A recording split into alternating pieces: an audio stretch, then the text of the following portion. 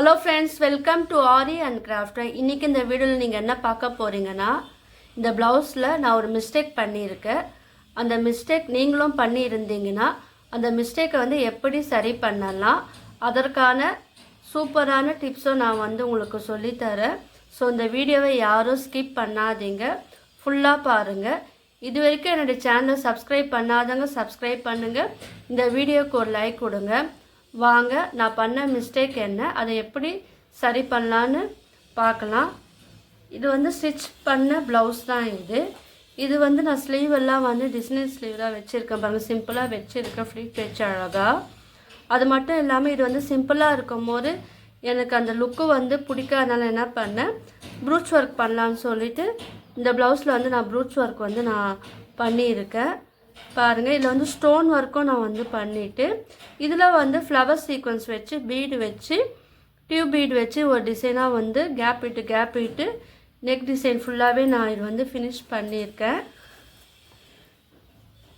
இதில் வந்து ரோப்பும் வந்து ரெடிமேட் ரோப் வச்சு நாங்கள் வந்து ஸ்டிச் பண்ணியிருக்கோம். ஏன்னா இது வந்து காப்பர் கலரில் இருக்குது, இந்த ப்ளவுஸ் டிசைன் இருக்கிறதுனால காப்பர் ரோப் வச்சு ஸ்டிச் பண்ணியிருக்கோம்.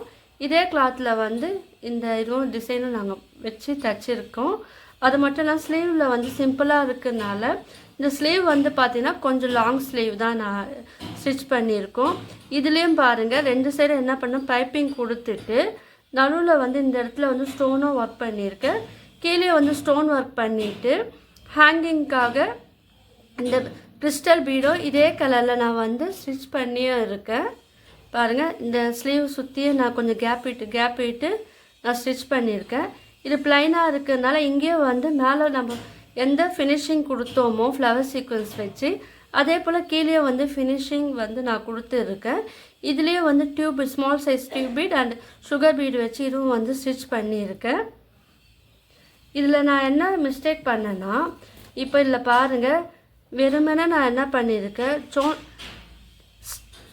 ஸ்டோன் செயின் மட்டுமே வச்சு நான் ஸ்டிச் பண்ணியிருக்கேன் பாருங்கள்.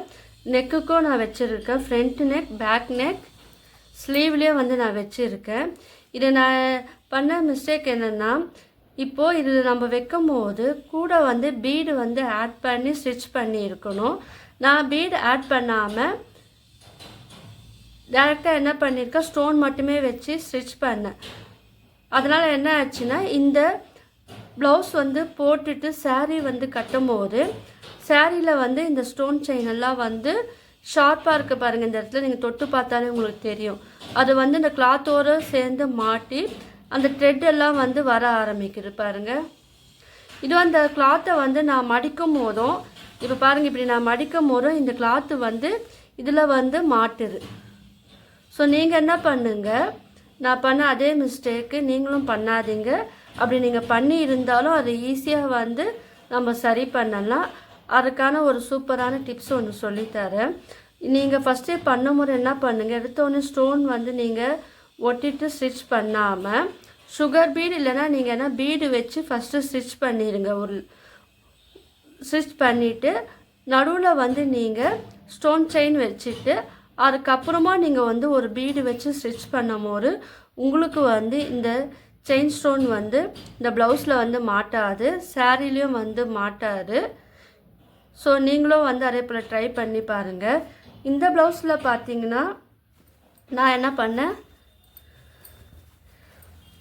பாருங்கள், இது வந்து ஆரி ப்ளவுஸில் நான் இந்த இதெல்லாம் சரி த்ரெட்டெல்லாம் கொடுத்துட்டு சில்க் த்ரெட் கொடுத்து பீடு வச்சு ஸ்டிச் பண்ணிவிட்டு அதுக்கப்புறம் ஸ்டோன் கொடுத்துட்டு அதுக்கப்புறம் மறுபடியும் பீடு வச்சதுனால இது எங்குமே வந்து மாட்டவே இல்லை. இது ஒரு கிளாத்தில் வந்து நம்ம மடிக்கும் போதும் சரி சாரீ கட்டும் போதும் இந்த ஸ்டோன் செயின் வந்து எங்குமே இதை மாட்டவும் இல்லை, துணியை வந்து அந்த அளவுக்கு வந்து டேமேஜும் ஆகலை.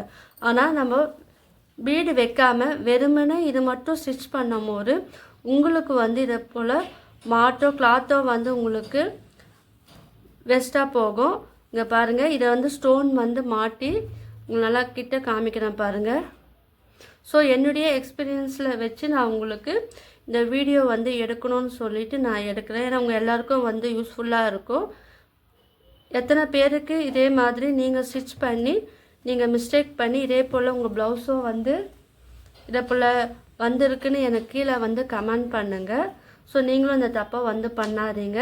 நீங்கள் ஸ்டோன் வச்சு ஸ்டிச் பண்ணும் போது அது ஆரி ப்ளவுஸ் ஆகட்டும், ப்ரூச் ஒர்க் ப்ளவுஸ் ஆகட்டும், எம்ப்ராய்டரியில் கூட நம்ம சேர்ந்தும் பண்ணலாம்.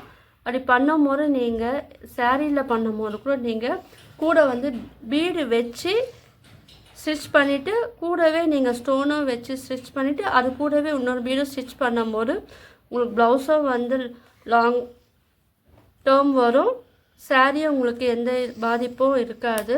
ஸோ நான் சொன்ன டிப்ஸை வந்து எல்லோரும் ஃபாலோ பண்ணுங்கள். உங்களுக்கு உண்மையிலே இந்த வீடியோ பிடிச்சிருந்தனால லைக் பண்ணுங்கள், ஷேர் பண்ணுங்கள், கமெண்ட் பண்ணுங்கள். என்னுடைய சேனலை வந்து சப்ஸ்கிரைப் பண்ணுங்கள். தேங்க்யூ.